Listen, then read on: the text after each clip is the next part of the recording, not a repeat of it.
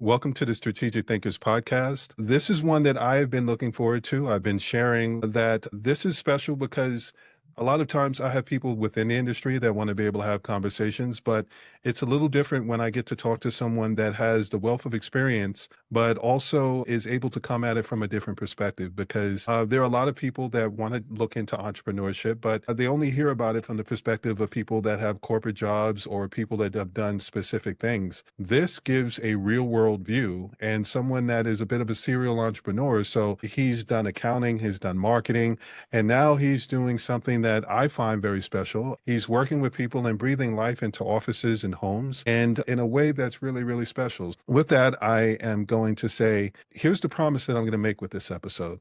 By the end of this episode, you'll learn how to build lasting success by choosing care over shortcuts, discovering why set it and forget it approaches actually weaken things that matter most to you, how being honest about what really required creates strong relationships, and most importantly, how to identify what in your life is worth maintaining versus what you can let go of, so you can focus your energy on building something that gets better with time rather than falling apart. So with that, I would like to say welcome, Grant.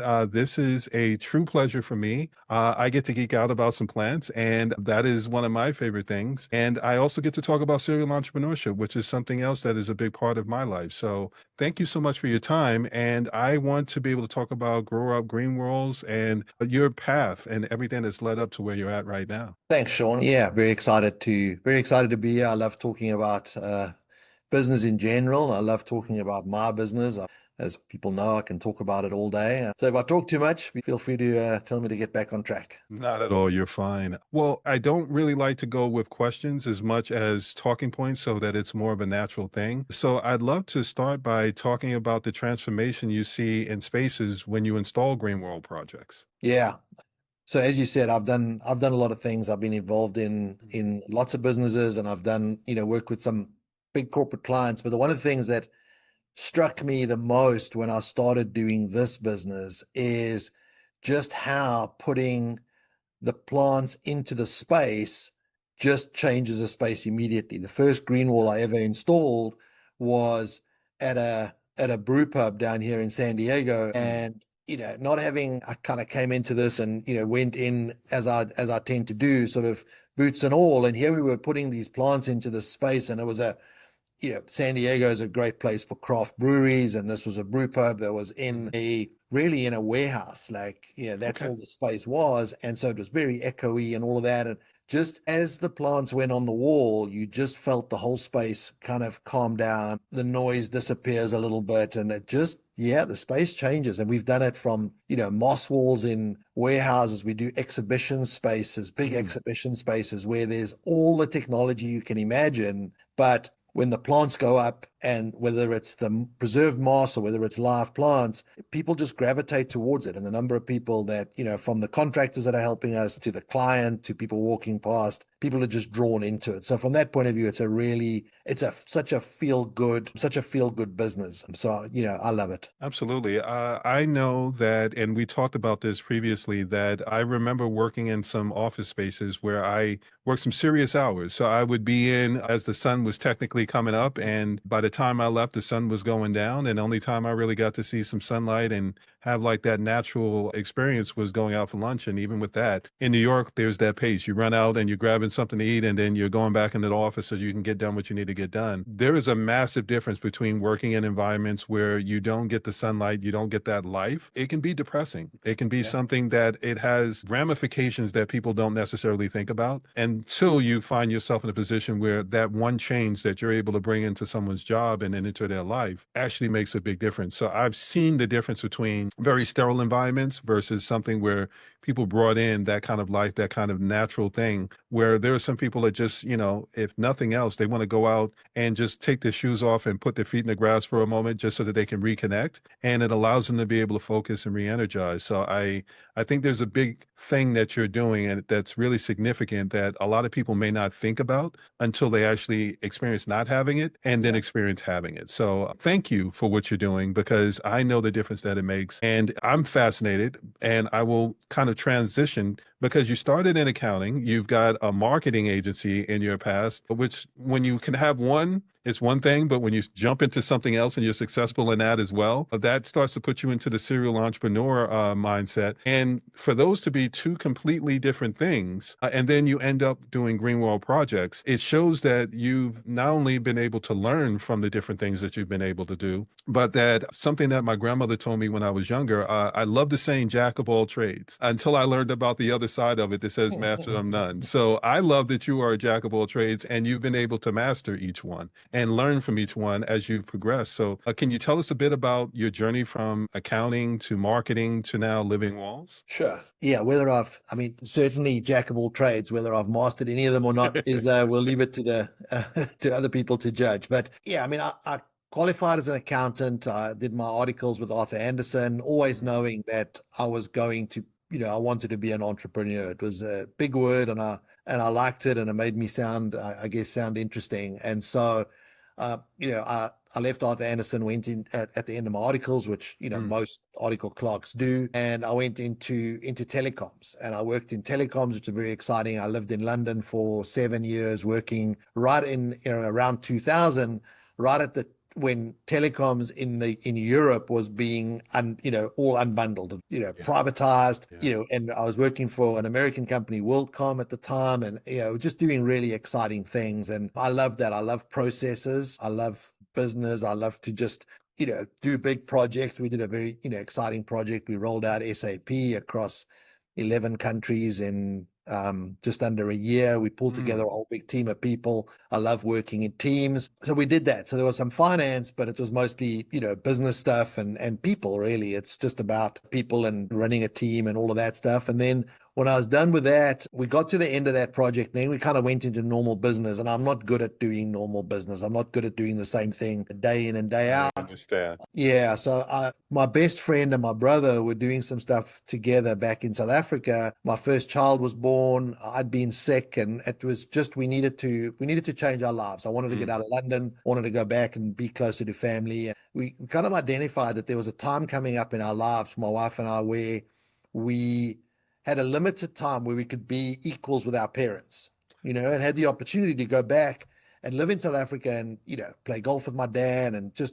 it was great. Right. And so we went back, got into the advertising agency business, which was never really, I'd never been a marketing guy, I'd never done marketing, and I felt completely out of my depth, but I was running the business side of it. They were doing the advertising and marketing piece. And I think as advertising and marketing changed over that time period to be much more data driven, much more scientific, much less about the art and much more about the data, it kind of fit more into my accountant mindset.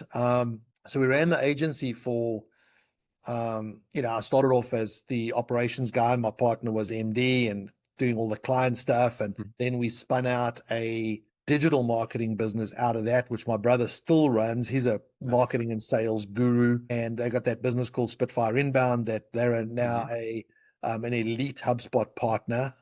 It's been a great business for them. And then I got out of that and needed a business to run when I was leaving that, when I was moving to the US, and decided, well, I want to sell a product. We were doing the marketing for a friend of mine, Ricky, and his Greenwall business in South Africa, and helping them a bit in Europe, and decided to bring that to the States and see what I could get done. And now I'm the Greenwall guy. I love it. There's several things to unpack in that. One, there are people that are going to hear this that may not be entrepreneurs, but they do understand the concept of having multiple ideas. They're creative-minded people that find things that can hold their interest for a certain amount of time. But after you conquer it, if you're one of those people that has that mindset of, I want to learn how to be able to do something, it tends to be people that have an appreciation for the process. Because once you master the process, you can start to figure out where you fit in it, no matter what the industry is. And that's one of the things I learned really early in life was, once I can identify the process, there's an overlap from one industry to the next industry to the next industry. I believe people learn or earn. I don't necessarily think people lose unless they just choose not to learn from the moments. And what I'm getting from that is you kept finding things that allowed you to tap into your creative side. And people may think accounting is not creative, but you have to be creative in accounting to truly understand the numbers and find ways to be able to make it work, and not just for one person, but for multiple businesses and things like that. I love that you talked about how things transition from it being more about advertising and marketing and just slogans and things like that to there being more something that focus more on the numbers and the analytics and starting to find more ways to track things. As someone that came from a publishing background, I can remember having a conversation with someone. I was at GQ magazine and someone said, "Oh, we love what you're doing for us. You make a big difference." And me being an honest person, my thing is, well, how can you tell? Like you're doing subscriptions, people will pick it up in a, in a dentist's office or what have you, but there's no direct line to really be able to say because you saw it in a dentist's office unless you have that conversation with the person. So I remember the transition and when dot coms first came around, being there, and it's weird to an extent that it went from me selling ad space in the magazine and throwing in the website as an added value to now it's you do everything online and you may throw in, well, we also have a magazine or Yeah, something that's like a newsletter. And that's the flip side of I'll throw that in also. So you talked about that transition. There's a that's lot right. of I mean, pressure in your yeah, ability to be able to say, you know what, I'm going to go to the US, but I need to have something. Like you had a lot riding on that. You had a US visa to really be able to say, it's not just I have a business idea. I need to have something strong enough to be able to say, this is what I'm going to do when I get there and know that they were going to be able to believe you. So that is where I think you didn't just learn from those other businesses. You understood the process. You understood how to be able to present things in a way to make it easier for them to be able to say, yeah, I believe in you, which is really tough, especially if yeah. it's something you've never done before. Can you kind of walk me through that process and what that was like? Yeah, it wasn't easy, but it's I think entrepreneurship or being in business or what we Mm, all do in business every day is about trying to solve problems, right? And I love solving problems, yeah. and so for me, I do get bored once I've solved the problem the first time, but solving the problem and finding that, identifying the problem, then solving the problem is what. So I had a problem. I needed a business to come to the US, and I solved Mm, that by finding a product that I could bring here, and you bundle it up, you write a business plan. I mean, that kind of becomes second nature once you've done it a few times, and you put the business plan together, and then you start to solve the problem that for me that I had to really solve was sorry, understanding the US market. mm, And I guess the real the thing that problem I still try to solve every day is understanding and appreciating how big this market is, yeah. how complicated it is, and how simple we have to make it, right? Because coming from a small market and having always done things in South Africa, it felt big and we felt like important, but and Mhm. not to undermine any other market, but just the sheer scale of the US. When you talk, I'd often, I've worked with business coaches and listen to people saying, well, find your niche. Yes. In a small market, it's much harder to find your niche. You need to be all things to all people. And the thing I try to do every day in this business, in this enormous US market, is to go, how do I find my niche inside my niche? I can't be all things. I don't have to be all things. Any one of the small niches any customer I service this year, if I could find another 100 like them, Mm, business would be fine, yeah. right? And so rather than trying to find 100 unique customers every day, it's how do I just try to dial that niche in? And for someone who likes solving unique problems rather than doing the same thing over and over again, that's Exactly. probably the biggest single challenge I face as an entrepreneur is going, no, that's not in our niche. Leave it alone. Hmm. Let's go back into the niche. And so that's the challenge, but it's the opportunity. And so, those two things, challenges and opportunities, go together. And if you want to for us, I tell myself all the time, if I want to build a big profitable business, I've got to really get dialed in on that niche and do it really, really well. And, we've done okay at that, but you have to remind yourself every day. I have to remind myself every day that that's the game. I love that. There are going to be some people similar that were listening to what you said, like I heard it and it immediately resonated with me. One of the reasons that I focused on strategies was because I figure things out pretty Yeah. quickly. In having conversations, someone can say, well, this is what I'm struggling with. And if you've seen enough, you can start to say, well, I've seen versions of it, so I can pull from here, I can pull from Mhm. here. Here's the solution. The other challenge that kind of comes with it is it's one thing to come up with the solution, it's another thing to be able to implement it. And I think that's where the challenge comes for a lot of people. The amazing part for me is that you're not just identifying problems and coming up with solutions. You've actually talked about, and this will segue into something that I found fascinating, and I think more people will be able to understand. And it's not just entrepreneurial, it's a universal thing of maintenance free, that maintenance free myth of, you know what, set it and forget it. Once I figure this out, I don't have to think anything of it.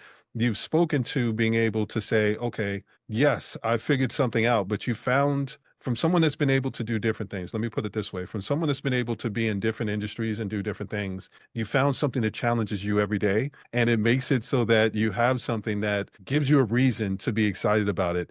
I think horticulture is something that is overlooked as far as how difficult it can be. It is not an easy thing to be able to maintain it. There is care that goes with it. And you found something that comes with the challenge, but Mhm. you've also simplified it so that there are the live plants, but then there's also the things that you want it, but I know you're not going to be able to maintain it. Yeah. So that balance that you found is fascinating to me. I would love to hear more about it. You know, for those that don't understand what goes into it, I Sure. would love to be able to talk a bit more about that as well. Absolutely. So we started off as a living wall business. That's Mm, what we did. And that's about putting plants on the wall.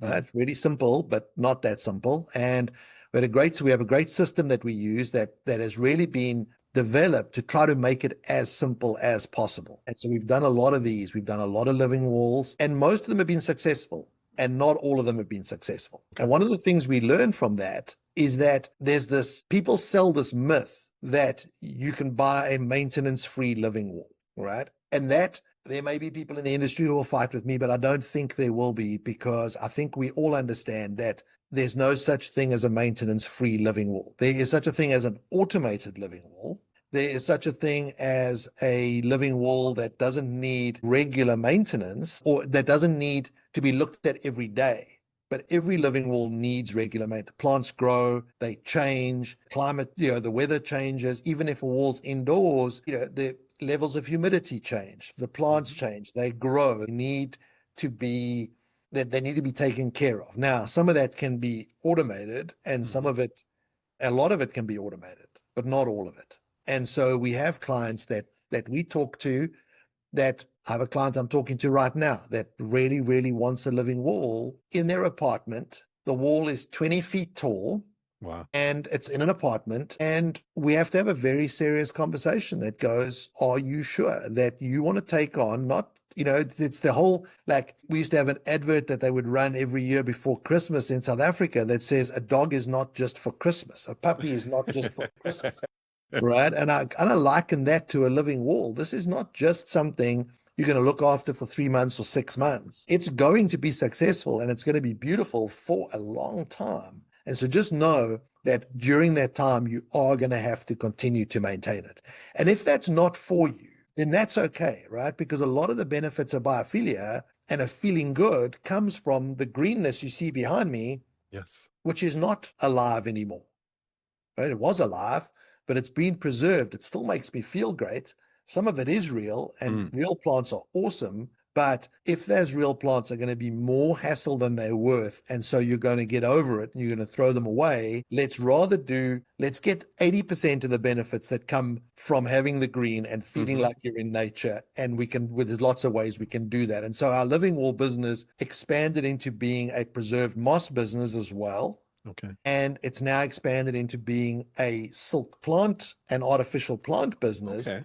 because there is space in the world for all of those, right? And Mhm. I would rather we fought it in the beginning. When you're a living wall only business, you fight foe, right? You fight Right. moss. But Right. when you get to a point where you go, it's better to have the green in the space, let people feel the benefits, and maybe aspire towards having a living wall one Mhm. day. At least we've got some green in the space, and it's kind of, if you can't beat them, join them. But we believe we're offering a service, whether we're offering any one of those products, and we're expanding the market and we're greening the world. And, so we think that is the right thing to do. We don't feel we've sold out. We feel we've added to what we're doing, and we're still a green wall business, just some of them aren't necessarily living walls. I love that for so many different reasons. Again, let me widen it to people outside of just thinking about plants, horticulture. What you're talking about is care, and you're talking about a customer experience. Universally, we're just talking about people's experiences in general. If we're saying that it requires a certain level of attention to be able to maintain something, be clear on what the responsibilities are attached to it. Because if it's not something that you see yourself maintaining beyond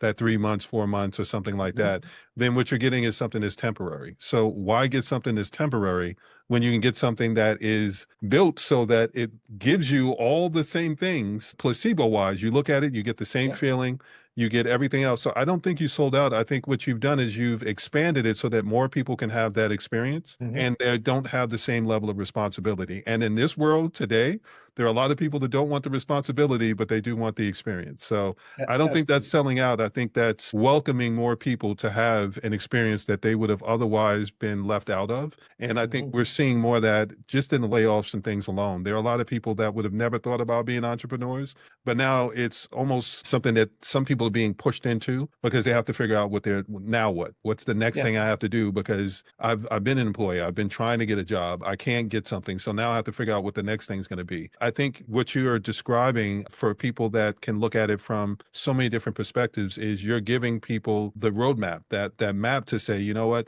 yes, you may start off here, but if it's something that you can do, there are other options that allow you to be able to evolve and get your version of that thing. So it doesn't have to be one way. There's always other ways. I used to tell people when they said, well, I can't find a job. I said, well, I can tell you how I used to get a job. If I couldn't get the job the main way, I would go in as a consultant, do the work temporarily so they could see that I did the work and I know how to be able to do it. And then when they started looking to hire, they never even posted anything because they're like, we already have you doing a job. The only thing Yeah. they had to do at that point was negotiate rates and say, okay, well, let's move you from hourly or whatever we had set up over to something where it's more annual. And then that actually gives you negotiating power. So what you've done is you've created such a masterful example of something that people can use at any point in their life. And you've shown that by welcoming other people in, you're allowing them to be able to participate in a world that they may not have been able to have, but the benefits go beyond just them. You know, I know from going 100%. into offices where the people have added in greenery, I know the difference that it makes to those offices. I remember what it looked like before, and I know what it looked like after, and I noticed the difference in the people in the office. You know, there are the people that have their heads down and they're only focused on work. But when you make that kind of addition, all of a sudden people want to have their lunch and go, well, instead of having it at my desk, I'm going to go have it over at this area. I'm going to eat at the breakout area. So it's subtle things if you're paying attention to it. And I think that is part of why I have such an appreciation for what you do. So again, I want to thank you for it because I know that there are people that they probably won't think anything of it until they see the episode and go, you know what? Yeah, now that you mention it, I do know the difference. And it's something that it requires someone that has a certain level of know-how to be able to identify that need and then be able to say, okay, well, how do I solve it? And then how do I solve it for more people? So you talked about the scale of coming to the States and how massive it can be. It's definitely hard to be able to be in a smaller market where you have to be all things to all people. I liken it to corporate, where in corporate environments, there's a task for every single person. Normally, they'll hire someone to do that thing. But when you work with a smaller business like a boutique business, you wear more hats. You end up having something where, you know, you might be good at marketing, but you might also have to learn how to be able to do something else. So it's a flip to it that most people aren't really paying attention to. And when you go out into entrepreneurship, it flips again. It's something where you have to learn how to be able to do enough of all the different things so that you can figure out what to outsource. So what was that transition like going from one market to the next and making those kind of adjustments? Because I know going from corporate to entrepreneurship, how many different things I had to learn that just aren't the same. There's overlaps, but then there's distinct differences at the same time. Yeah, you definitely wear a lot of hats, and I think one of the things, even though I came from an advertising agency space and I ran a business, we had 100 people. We had 100 people that did advertising stuff. I made sure that the work happened and we spoke to some clients and things like that, but I didn't do advertising stuff. Mm. And so when I first started my business here, I tried to outsource a lot of things, pay-per-click or ad your marketing and things like that. I try to outsource that stuff, but our business was small and it still is small. And outsourcing something that you don't truly know how to do yourself, I found very difficult to do. And so I found myself having to go very deep in some things. And some of those things I went really deep into, I would now be much more comfortable outsourcing because I know what the metrics are. Yes. So once I understood how to run a PPC campaign, how to run Google ads, how to find AdWords, how to optimize stuff like that, I never became an expert at it.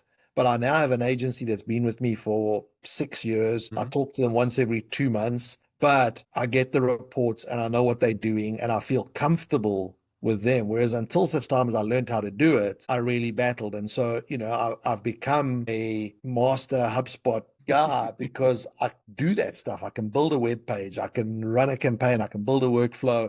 So when it comes time, and now what becomes interesting is you go, well, I could outsource that. But AI, what do you outsource to? Do you outsource to people? Do you outsource to AI? But I guess the long and the short of it is I feel much more comfortable with the things I do outsource and the things that I hand off because I at least have enough knowledge of it to be able to know if, what I'm being told isn't true. Yes. I can ask questions that make the agencies uncomfortable. And in some ways it becomes difficult because sometimes you find yourself with a level of expertise beyond what the typical client is. And so, and I would expect there's people on this podcast that are running agencies that are much more comfortable dealing with corporates than they are dealing with entrepreneurs who have a little bit of knowing what they're doing, because they do tend to be a little tighter with the purse strings and hold people's feet to the fire a little bit better. And so from that point of view, it is hard sometimes to outsource. I try to outsource and I find very quickly, I'm like, bring it all back in again and just keep doing it. So, and one of the things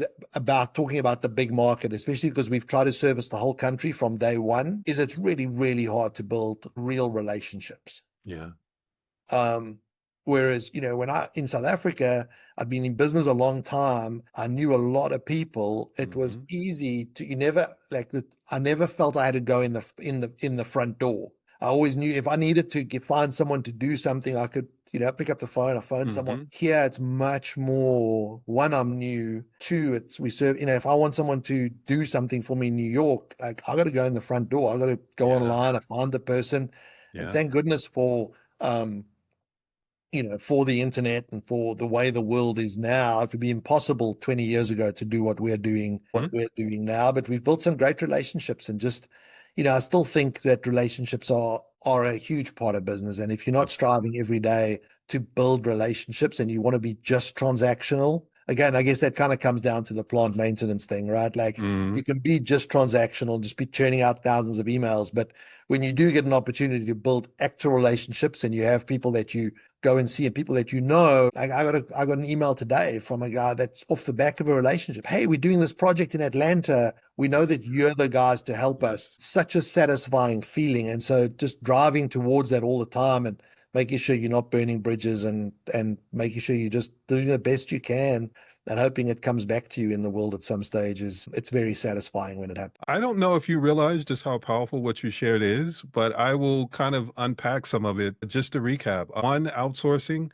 yes, outsourcing is something where in order to be able to do it properly and have a certain level of discernment, you have to understand what it is that you're outsourcing. People will tell you what you need to be able to hear to get your money. I liken it to a lot of SEO. I know sometimes you can pay for that and people will say, oh, it takes about 6 months. Potentially, yes, it does. But it's also something where if I don't know what follow-up questions to ask, if I'm outsourcing to multiple vendors, sometimes what you're doing is that you're getting green flags, you're getting like blue skies from everybody. Everybody's telling you that they're doing a great job, but if they're doing something and you don't know where to attribute the actual results and who's doing a great job, everybody's report is very rare that you get a report from someone and they say, yeah, we're just mediocre at best. We're not doing SEO enough. is probably the best single example of the last area of smoke and mirrors in marketing. Yeah. It's insane.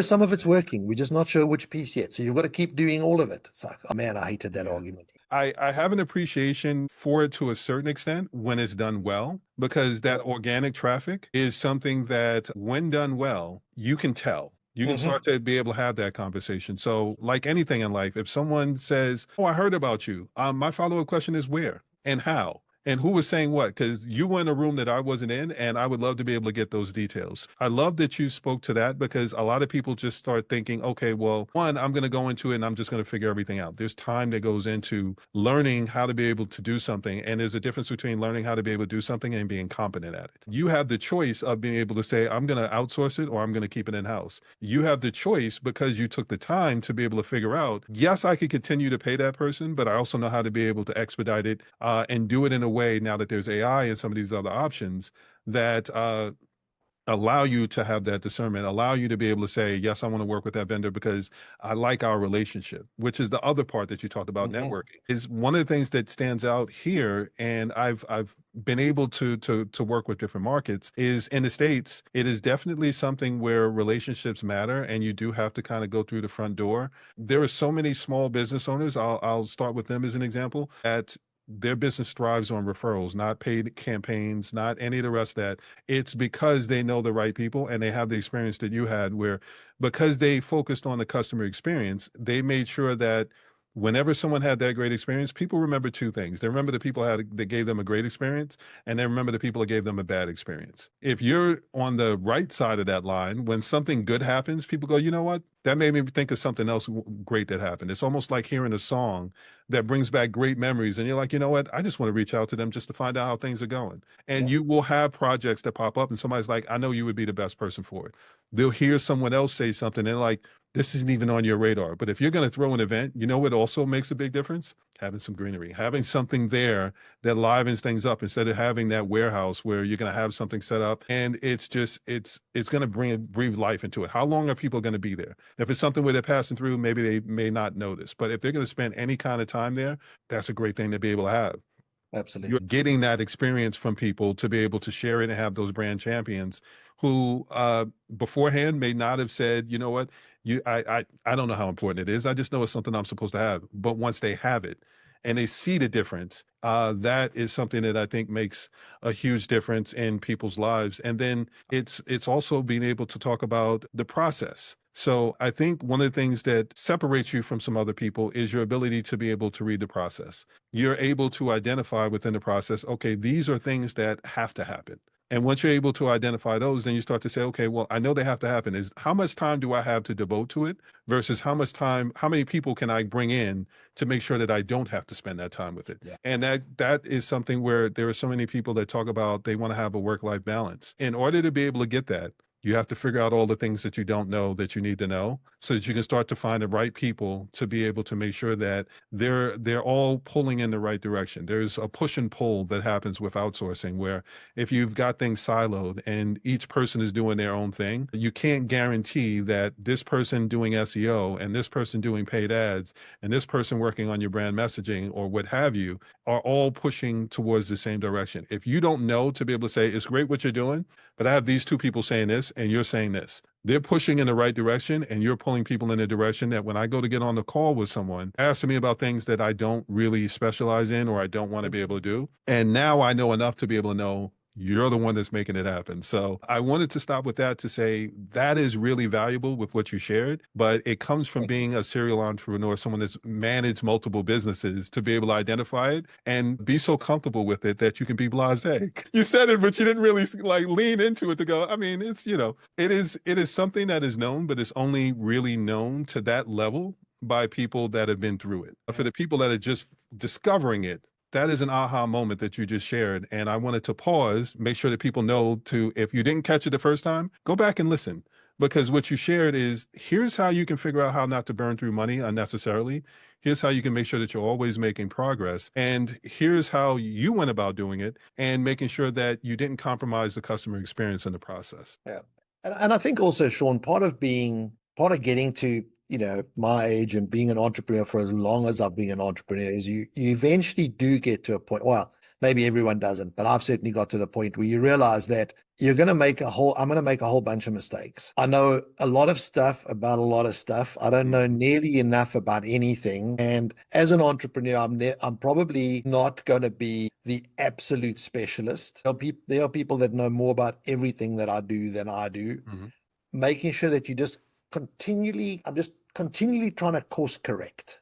Yeah. Continue trying to know what I'm trying to get to, give us idea of where we're trying to get to, and then course correct along the way. Mm. And look for the people that aren't telling the truth and find the people that are doing a great job and keep them doing more of that and change that as quickly as you can. Cut it off as quick as you can, because when you're going to make mistakes, and the less money you throw down the mistake hole Hmm. leaves more money over to throw into the right holes and keep spending in the right places. And just know that it's not easy, and it's not and as much as it feels like it should be a science, I don't think it's a science. I think you solving new and creative problems every day, and that's a lot of fun.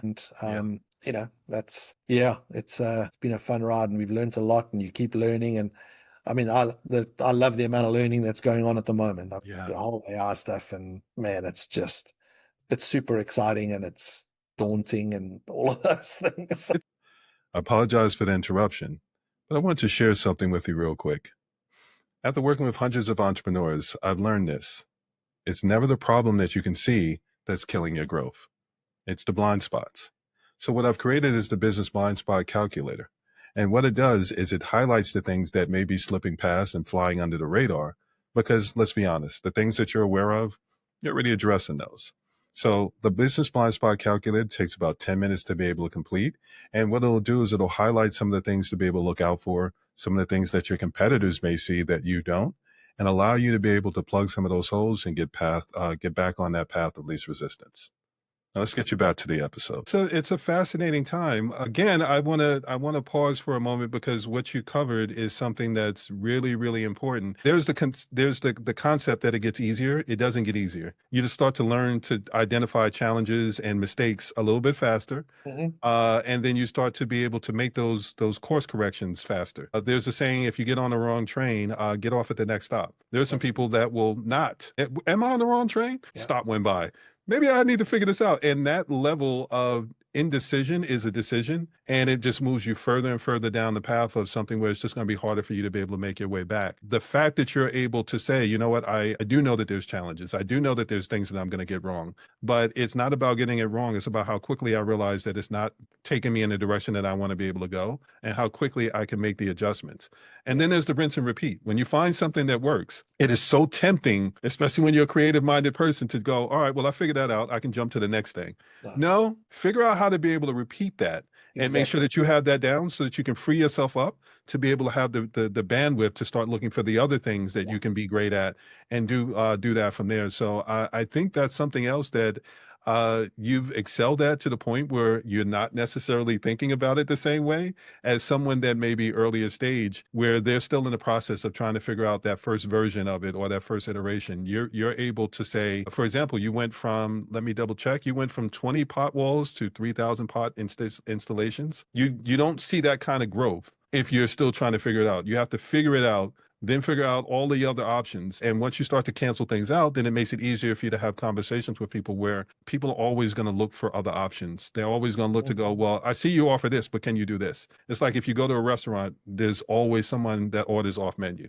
And if you don't have a chef that knows how to be able to go, okay, I know how to do these things, but there's also this. There are the people that know how to cook, but they only know how to cook off of a recipe. I love that one of the things that I've learned was, sometimes there are people that can just open up a cabinet and go, I don't have everything that I need, but I have everything that I need. And I feel like that's what you're describing in a way. I think that's right. I think that's what we try to do, is that you got to keep the more stuff you can keep in a process, and have the more of your business you can have as a process that you know how to do, the more energy you can put into the small creative pieces that make a difference. If we're trying to solve creative problems across the whole business all day, it's really hard to be creative and bring the creativity to the client that they are looking for. So as long as we know that we can be super creative, and then it goes into a process to make sure it gets delivered. And that's a big part of what I think we have got right, is that once we've made the creative pieces, once we've got that little creative piece right, being able to get it into a process and get it executed and make sure, because that's the execution is what makes the client happy. Creativity is what gets them excited, but the execution is what keeps them happy. And getting the execution right has been a big part of our focus. And so it's that part we're very comfortable with.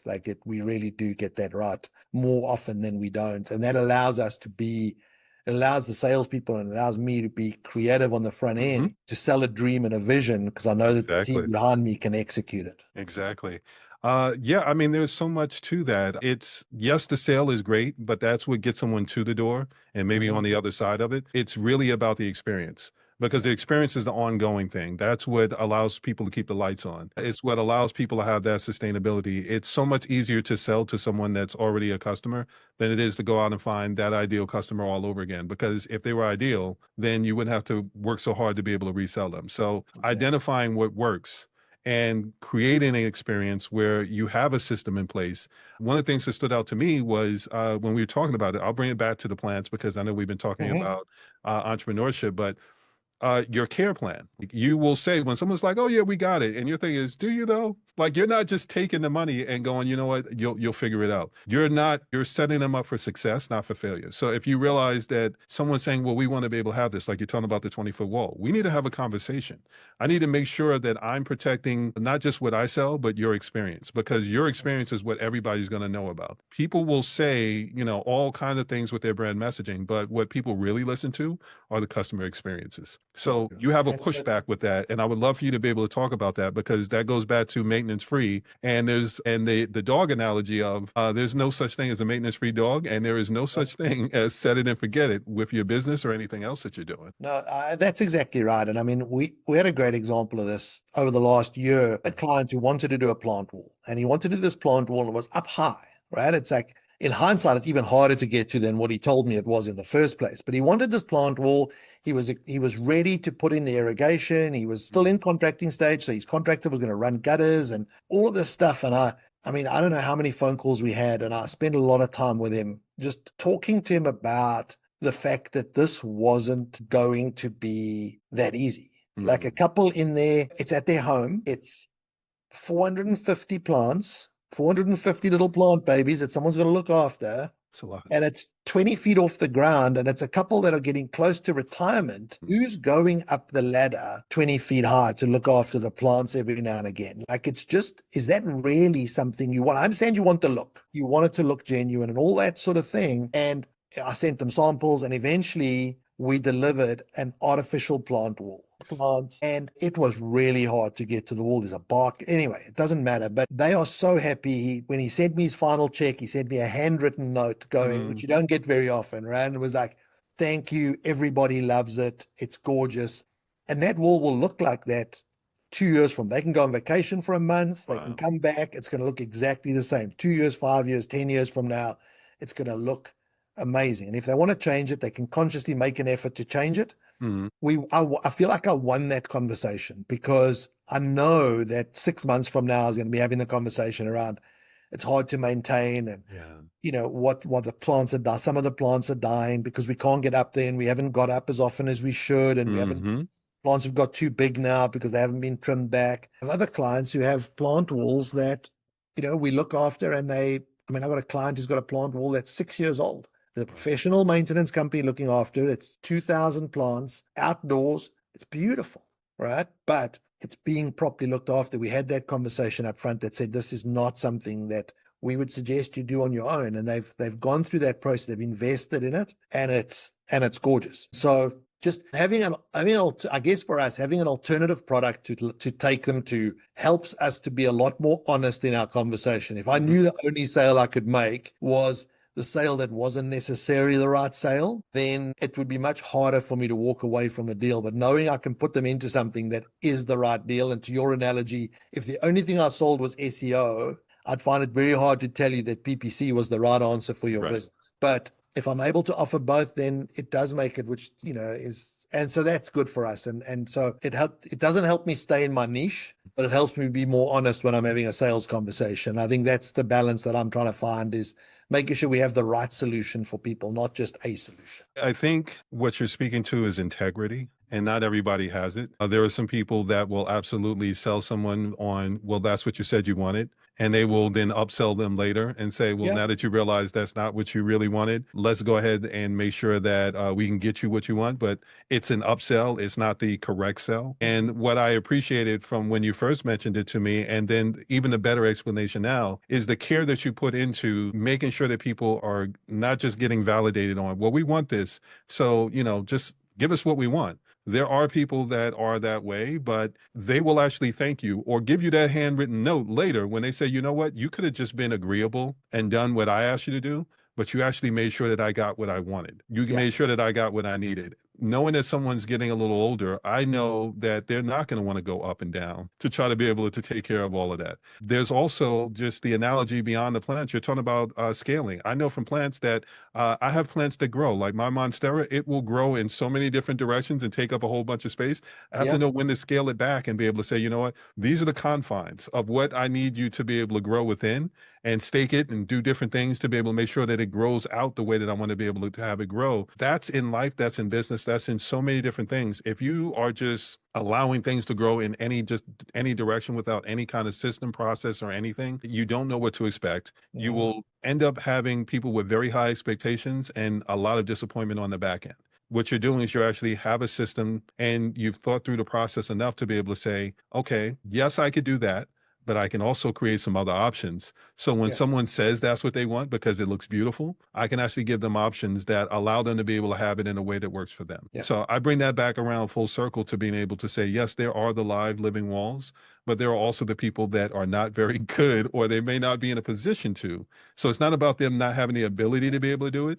It's Yeah. about, I mean, the want or the desire. They may want to be able to do it, they just may not be able to do it. So having options that allow people to be able to have the same or similar experience without compromising themselves is something that those are the extra measures that make the difference between someone having longevity and someone being able to close a deal. I agree. I liken it to people having a lawn or having artificial turf. A lawn has to be mowed. There is no maintenance-free lawn. If that's what you enjoy doing, and then you get the benefit of it. But if it's not Mhm. what you enjoy doing, then choose an easier route. Yeah, I can tell you this, and we talked about it. I've got plants in just about every single room, minus the bathrooms. And when I open the door, like there's this long hallway, and what they see is they see that I live off the water, so they see the terrace, they see the view, and they're like, "Why do you have so many plants? Like it looks like it's a jungle in there." And I'm like, "You have no idea how much pleasure I get from seeing and maintaining the plants, knowing Yeah. that it's something that gives back to me." So it's not just I liken the plants to customers. As much care as you give them is as much as you're able to get back on the back end. If you're just about bringing it in and going set it and forget it, I put it in a corner, I'm not thinking anything of it. Who knows what's going to happen? Like you can get weeds. Weeds will grow up at just about anywhere. But if you want something that's really built for you and it's going to align with what you're doing and what you're trying to accomplish, get something that allows you to be able to do what you want to be able to do. I know we'll stick with plants to a certain extent. There are zones. As many times as I tried to get certain plants, they're like, that's just not in your zone. And I'm like, well, I could create something. I could do this. I could get the lights. I could do this. And I mean, I would get something that would bloom and then that was it. And I could never get it to come back again properly. And I had to eventually realize, you know what, you have to stay within the realm of what's actually possible and not just let someone sell you on the thing because you say that you want it.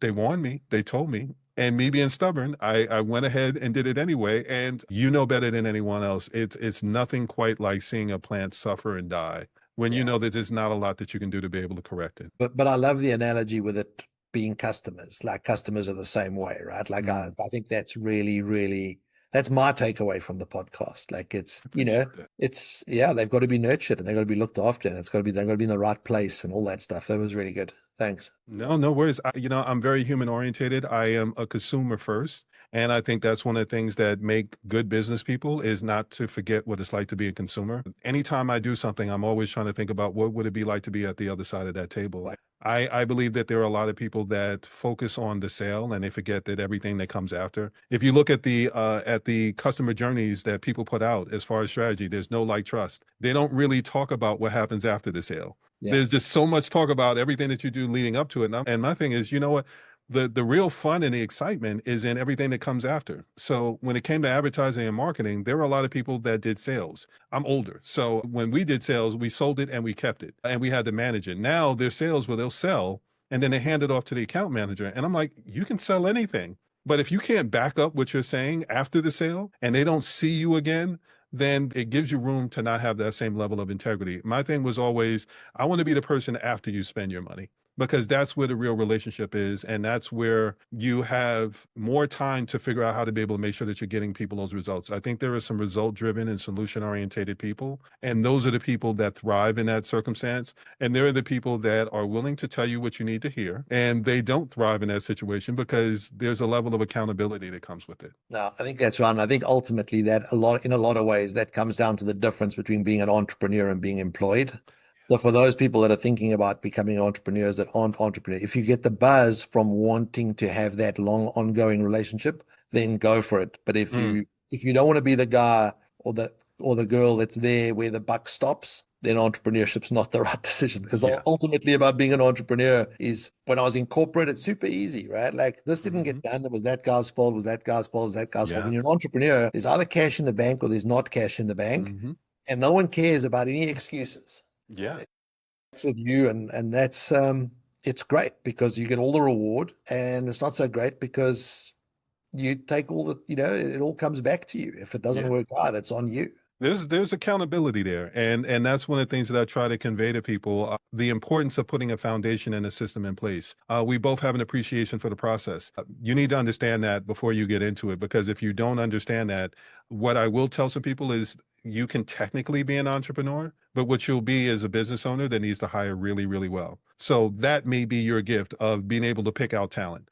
With getting a start in the music industry, I realized that there were some people that couldn't sing a note, but they could pick out talent. And I call those the kingmakers. You can be a kingmaker. You can Yeah. hire the right people that know how to be able to do things. And technically, that will allow you to be able to do that. But you will be someone that is an employee in a way in your own business, because you can't drive any of that. You have to hire people to be able to do those things. Whereas with me and a lot of other business owners like yourself, you have the capacity to learn how to be able to do these things and decide whether or not it's something that you want to be able to do. There are the people that can't do it, and they're very transactional. The way that I explain it is there are basically two pathways. There's preventative measures and reactionary solutions. People that have that more nurturing nature, I would say preventative measures, because you have to care. You have to be able to take something and present it to people before it's prioritizing them. You have to give them a reason to be able to say, like with the greenery and the grow walls. There's some people that will go, yeah, I mean, that sounds nice, but why would I need it? Until they actually talk to some people that have it. And you have to be able to give them that visual and give them the experience so that they can go, oh, yeah, I would like that. Transactional people are very, okay, now that I know that this is prioritized by the person, I can step in, take care of that, and then I'm back off onto the next thing. Yes, you can do that, but you still have to have a plan for what happens after that transaction. Because if you're spending all of your time trying to get a new person because you didn't care about the original person that you got, I joked with a client that I had, and he would focus on getting a sale, but then there was nothing after. And I said, dude, you're like a one night stand of entrepreneurship. Like, you can get them once, but you can't have any kind of relationship that comes after that, because you're not following up on emails. You're not doing any of the things that make people feel like it was a good investment. You have to focus on the investment part that comes after, not just getting the sales. So it breaks my heart when I hear about the no like trust and people don't talk about any of the things that come after. One of the things that I loved about our conversation was how much focus you put on the things that come after, but you put it before the sale, not after the sale. You put it before the sale when someone's like, oh, I want this. And it's like, I could give you that. But I also want to think about everything that happens after. I don't want to put something high up on a wall that you're not going to be able to get to. I want to make sure that you're able to groom it to make sure that it always looks the way that you want it to be able to look. There are people that are naturally gifted at thinking about what happens after and then moving that to the beginning part of the sale. And that's what makes you a foregone conclusion, as opposed to someone that has to do that hard sale, because the hard sale means that you probably haven't taken enough time to talk about what happens after. You're only Yeah. telling them about why they should give you their money. And I mean, 90% of transactions are emotional. The emotion comes when you talk about what happens after, not the reasons why someone should give you their money. No, that's right. I mean, our business is very emotional. No one, it's not a life and death situation. We're not selling bread and eggs. It's very it's a very emotional decision. I mean, for most people, it's something that isn't a top priority need, but when they see the results, they love it. Every one of them, they all I, come back. I can't imagine that they wouldn't. I want to bring it back to the plants because I know we go away, but I like to bring it back because it is such a perfect analogy for so many different things in life. It is the care business. That's how I look at plant life. Is it's everything that you put into it, you get back. So if you're not someone that is good at it, you can get better at it because you find something that will teach you how to be able to get better at it. Well, I overwatered you. There are signs. I didn't water you enough. Well, I put you in a corner and that's not where you're supposed to be good. My Monstera, I realized I put it out in the sun and it needs indirect light. And I was like, but I want it in the sun. I like it in that corner. And then the leaves got burning. I'm going, I gotta watch you sit there and die because I'm being stubborn. So then I realized, okay, let me move you over and put you where you're supposed to be. And in doing so, everything thrived. Yeah. So it's not just about entrepreneurship, it's something in life. Don't be so stubborn in wanting to do it your way that you're overlooking the results and the end result of what you could get from it. So, I think what you're doing is nurturing in a care business, and it's an analogy for so much in life, and it's why I have such an appreciation for what you've done. And knowing that you've gone from accounting to marketing to finding something where it's allowed you to find something that constantly challenges you, because caring is an ongoing thing. Yeah. And it allows you to be able to lock in every single day and have a reason and have a purpose. I think it's something that could slip past some people if they're not paying attention to it. But it is not lost on me that there is an art in what you're doing and there is a beauty to it. So, before I get to the one thing, like if people don't do anything else, they need to do like just do this one thing. I want to talk about some of the different variations that you have. So like you have a $500 model that can fit in an office, but then Yeah. you also have these large scale things that can be done. Like there's Architectural Digest. I imagine every time you put something together, there's the small level of appreciation, and then there's the large level where people are like, oh, I have to get this out. We need to do photo sets. We need to do a lot of different things. You're creating so many experiences for people. I would love to hear more about the variations and the way that you're able to go about it. Sure. So yeah, we start at, a product that for $200 you can put on your wall and go to Home Depot and buy 16 plants and put them in the wall and have a beautiful plant wall.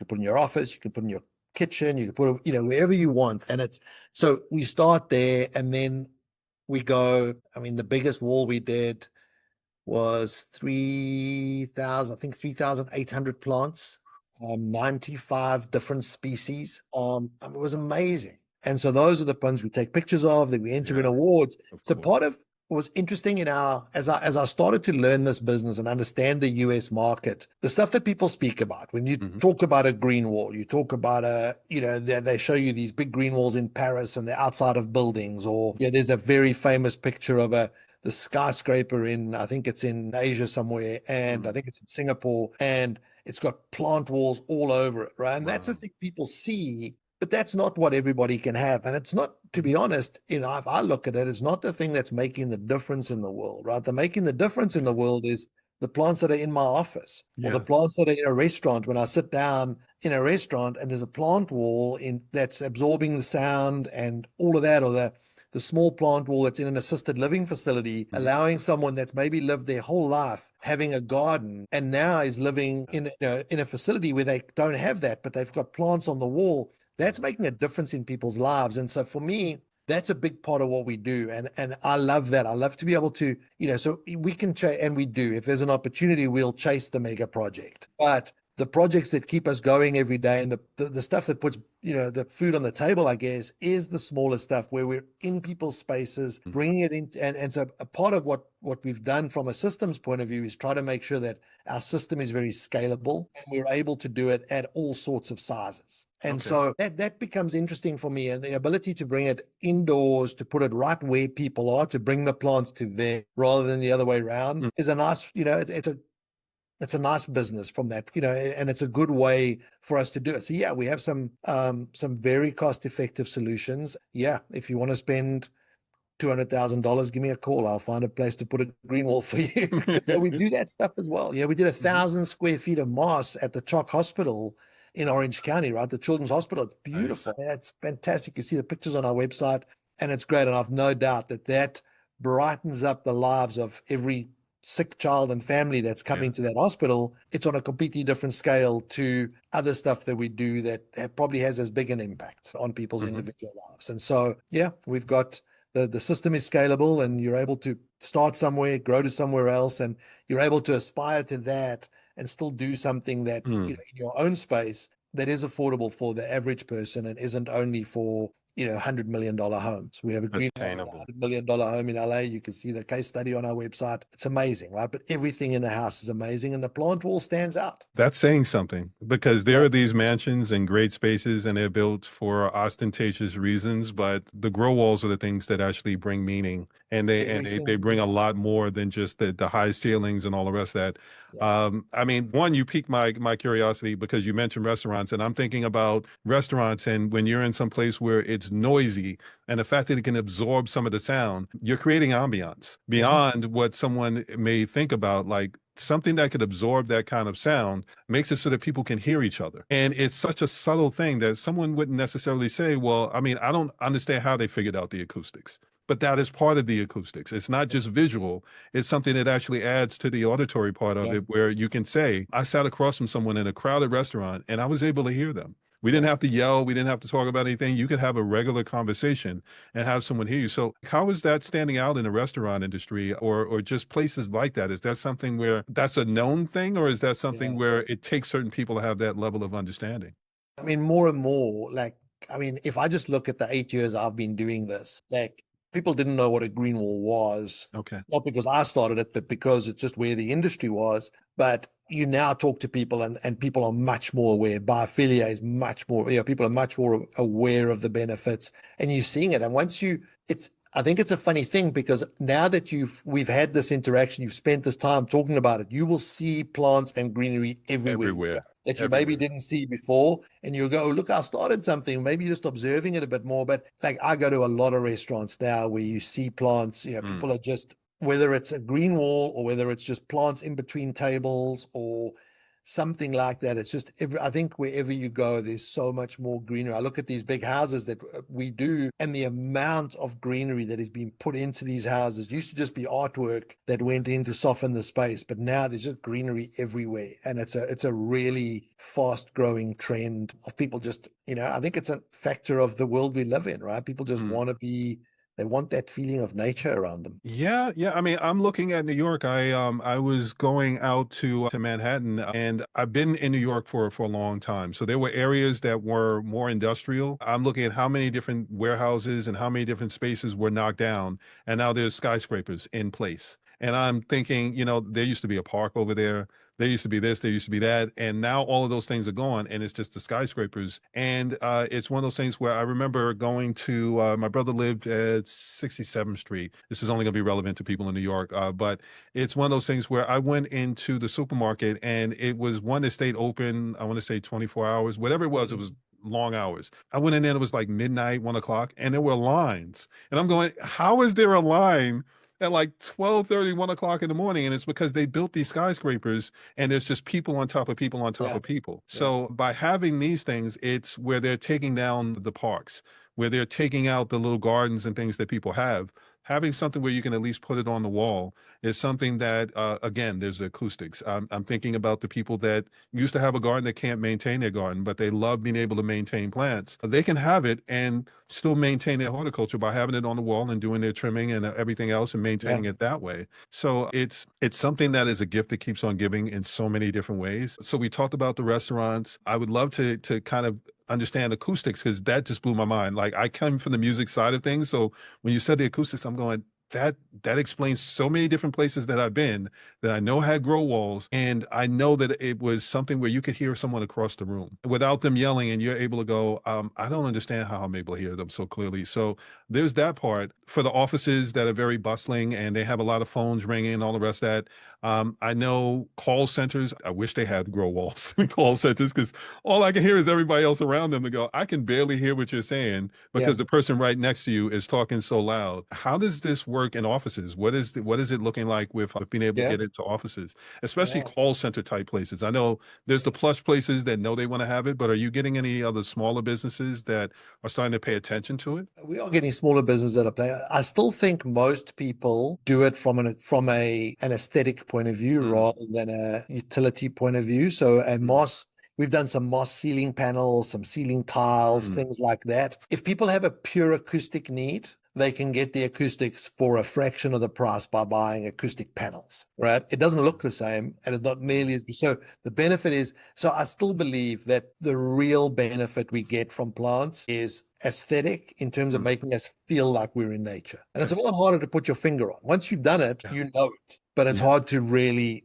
put a number to it. I'm sure there's studies out there, and we probably quote them in our blogs around how much more productive people are and all of that stuff. You know, and there's no doubt, like, especially in restaurants, if, like I said, that original brew pub that we did, it's noticeable, especially people are walking across a hard floor.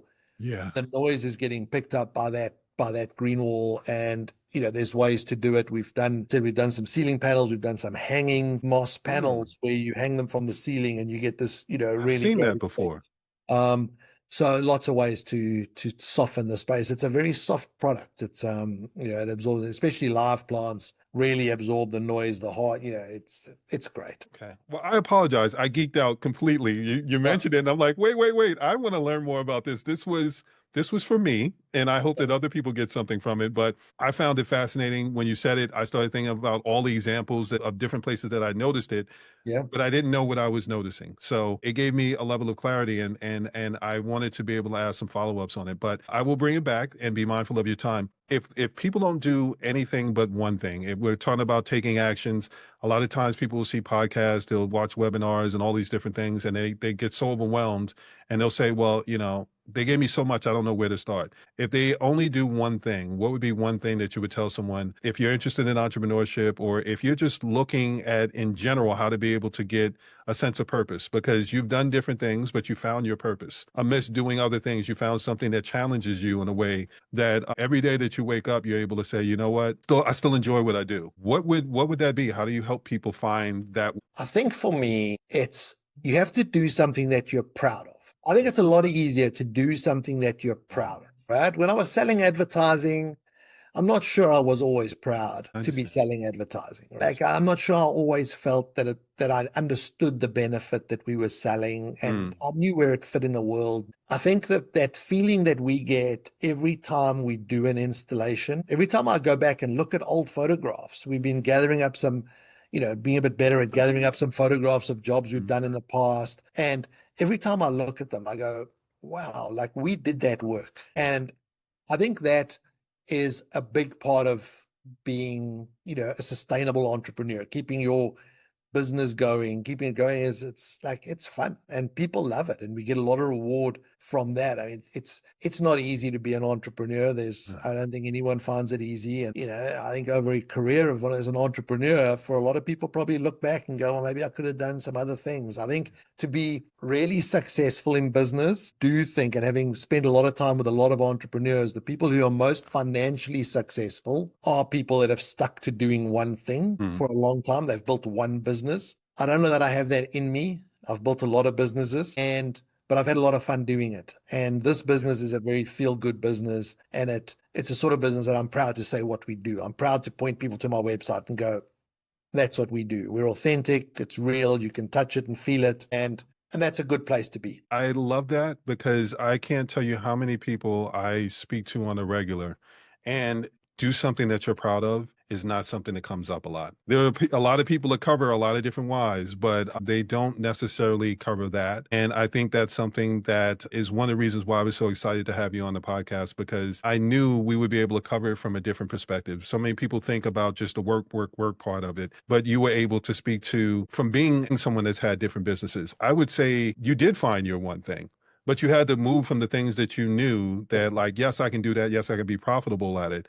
But then you found the thing that you could be proud of, and you've been doing it ever since. So there are some people that are fortunate enough to find it early, and they do that thing, and they stick with it. But don't be afraid to pivot, and don't be afraid to try something new. If you get to a certain point, maybe that's who you were in that moment. But then as you evolve and you start to realize, okay, well, that's not who I am, or that's not who I want to be, don't be afraid to be able to branch out and find the thing that you can actually be proud of, because I can say I'm in it for the aha moments. I'm proud of every time I can talk to an entrepreneur and they're like, oh, and I'm like, I love that now you can see all the things that I see when I'm saying, no, you got this. Like you can do this. And when they finally see it and they start to see how they fit in the process and they start to see the systems and things that they can do, and then they take it and go with it, there's no greater feeling for me. It's not plants, it's not the grow walls, but I want to be able to create something so that they don't need me and they have the ability to stay with me by choice. I mean, Like I I get want to that. empower you that way. Yeah. No, I get that. And I think if I didn't do this, I think there's a career that would have been teaching or consulting for Mm, that feeling. That would have been a thing I would have done. Right. And so I think that to just, to just be in an office churning out like 50,000 emails a day or whatever people do, and like, right. there's a lot of businesses that do a lot of important work. And a lot of businesses who don't do important work, but Yeah. there's a lot of businesses out there. And if you can be proud of what you do and you can stand at a dinner party and tell people what you do and be proud of it and Hmm. be prepared to show them pictures of it on your phone or tell them the anecdotes of the Yeah. person who loved what Yeah. you do for what you did for them, that's an awesome place to be. I'm in 100% agreement with that. If you have a job or you have a business and you bring it out like you're showing pictures of your kids, Yeah. I know you found something that you're excited about and you're passionate about. It comes across in everything that you do. Again, I think for most people, I won't say everybody, but I think for most people, when they find that thing, that's when they look beyond the sale and they start looking at all the things that happen after the sale. And I think that's one of the things that make them not just successful and profitable, because anybody can be profitable, but to have something sustainable and have longevity and care about it more every day or just as much every day is really hard to be able to come by. So with that, I want to say thank you so much. I did make a promise. I said by the end of this episode, you'll learn how to build lasting success by choosing care over shortcuts, discovering why it's set it and forget it approaches actually weaken the things that matter most to you, how being honest about what's really required create stronger relationships, and most importantly, how to identify what in your life is worth maintaining versus what you can let go of so you can focus energy on building something that gets better in time rather than falling apart. I think you covered that in such an eloquent way that I cannot thank you enough. You not only exceeded the expectations of that promise, but I think you've given people a way to see it from so many different perspectives that this is an evergreen, no pun intended, that they're going to be able to come back and be able to say, you know what, I heard it this way before, but now I'm seeing it in a different way. Very much to what you have with the grow walls, where people may say, yes, it's a nice thing to have, but once they have it, they start to see all the other benefits from it. I want to thank you so much for your time. This was a random thing where I know it was like, are we going to be able to have something to talk about? And I'm like, I think you bring more value than you may be giving yourself credit for. And you delivered so much more than what anyone just looking at it on the surface might have thought. So thank you so much for your time. And I appreciate it. If you ever want to come back, I know you have a wealth of things that you can talk about. But, tell us about how to be able to find you. I want to cover some of the things that you're doing, anything that you have coming up. I want people to learn how to be able to find you, and I want to make sure that I can promote it. Thank you, Sean. I really appreciate all the kind words. It's a little daunting doing a podcast like this, but Mhm. it was great. So thank you very much. I really enjoyed it. Yeah, I mean, everything we do is on our website. So www.growup.green. I love the dot green. I think that was a real coup, no .com, just dot Yes. green. I love that. And yeah, we are GrowUp Greenwalls. Have a look on the website. And if anybody's got, anyone who's got questions, anyone who's thinking about, can I do this? Do I want to do this in my house? Can I do it? Can I afford it? Have I got the right space? Whatever it is, just give us a call. We're a small business. We talk to everybody that phones us, and we'd love to help you. We'll have to be creative and find a way for you to put, whether it's one plant or 1,000 plants in your home or your business. I think it's something everybody should have. We try to make it as accessible as possible, and we always love talking to people. So, anyone's got questions, just give us a shout anytime. Love it. I will make sure that I have the links in the description every time I post. Got a At, discount code for that small unit that we put on our small wall hanging unit. so I say again? I said we've got that small wall hanging unit that's ideal Yes. for home and office. And yeah, there's a discount code for anyone who listens to your podcast. So Thank you. hopefully you can do something with that. So that'll be awesome. Thank you. I will make a point of promoting that as well. I will add one thing. There are a lot of people out here that are experts and say that they're experts and they're doing a lot of different things. There are people that are in it for the money. We've just spent time with someone that is not just about having a successful business, but someone that's about making sure that people have the experience that they're hoping to get when he's having these conversations. And he's willing to agree and disagree to make sure that you get that experience. That is a rare feat. That is not something that you get with everyone. So whenever you find someone like that in life, at least have the conversation with them, because whether you go with that person or not, they're going to give you the answers that you need for you to be able to get the results that you want. Don't just look for someone that's agreeable. Look for someone that's going to give you the experience that you're hoping to have. And Grant is doing that. So thank you for that part, because there aren't enough people doing that. And with that, I will say thank you so much for your time. Like, share, and subscribe to the podcast, and we will see you next time. Love it. Thank you, Sean. Good luck. Thank you for tuning in to the Strategic Thinkers podcast. Remember, when you can make the inconvenient convenient, people are willing to pay you for the experience. The better the experience, the more they'll not only pay you, but help others pay you. Serving as brand champions. My name is Sean Atkinson, and I'm wishing you well on your journey to your definition of success. If you find this podcast interesting, helpful, worth the listen, like, share, and subscribe. Leave a positive review so people know to check it out, and I'll see you next time.